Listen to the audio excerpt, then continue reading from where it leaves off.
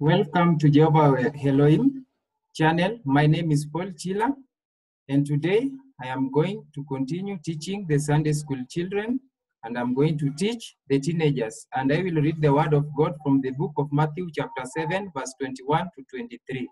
Matthew chapter 7, verse 21.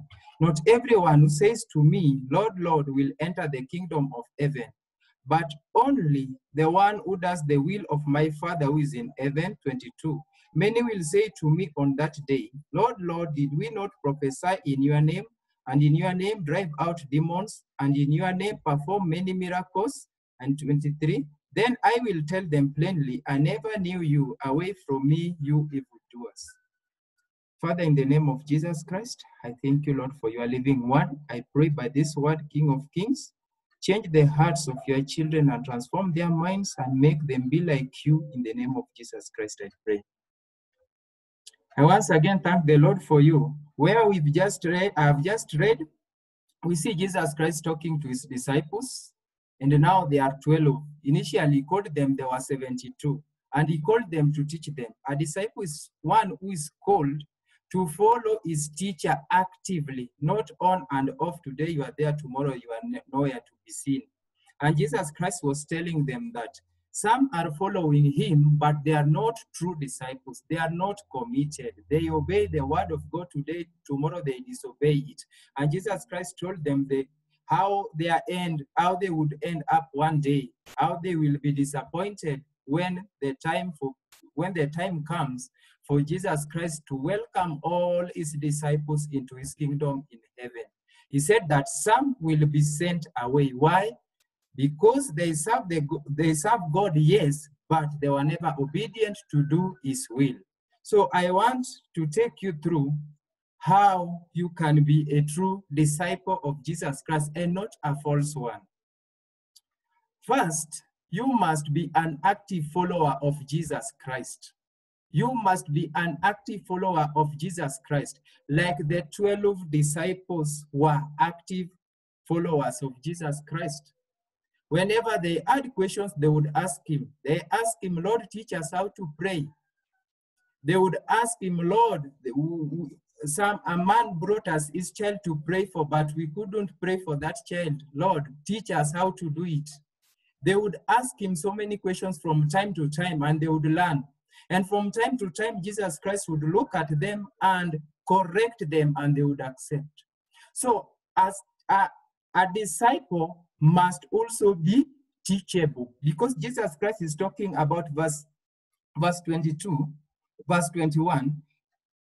Many will say to me on that day, Lord, did we not prophesy in your name, drive out demons in your name, perform many miracles? And in verse 21, Jesus Christ is telling them that you must be willing to do the will of my Father. But how do you know the will of God the Father? You can only know the will of God the Father if you are willing to be taught.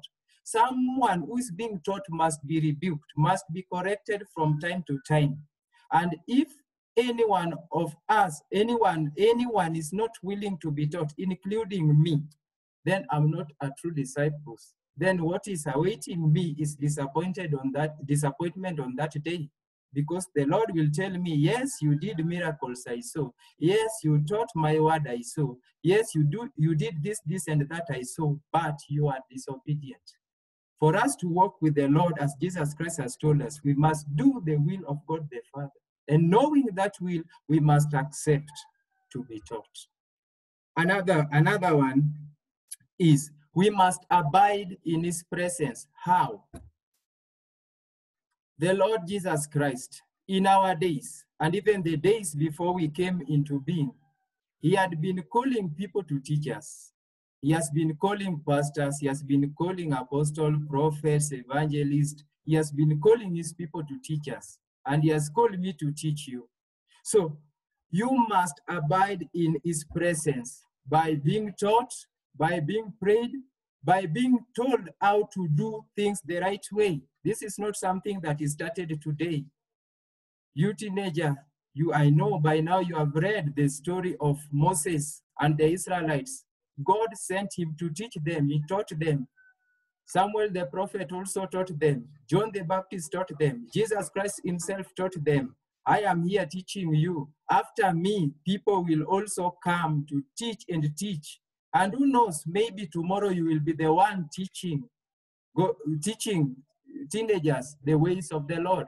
So you must abide in that presence. And the Lord says that if you abide in his presence, he will come and abide with you. So that when you do miracles, when you teach like I am teaching you now, you are teaching as an obedient child of God, and not a child of God who obeys him today and tomorrow disobeys him. And not as a child of God, a disciple who follows him today and tomorrow is not following him. So, child of God, are you a true disciple? My prayer is that from today, you will start taking seriously what you have been taught about God, about how to relate with others, about how to relate with your parents, about how to live for God, for you to be a true disciple.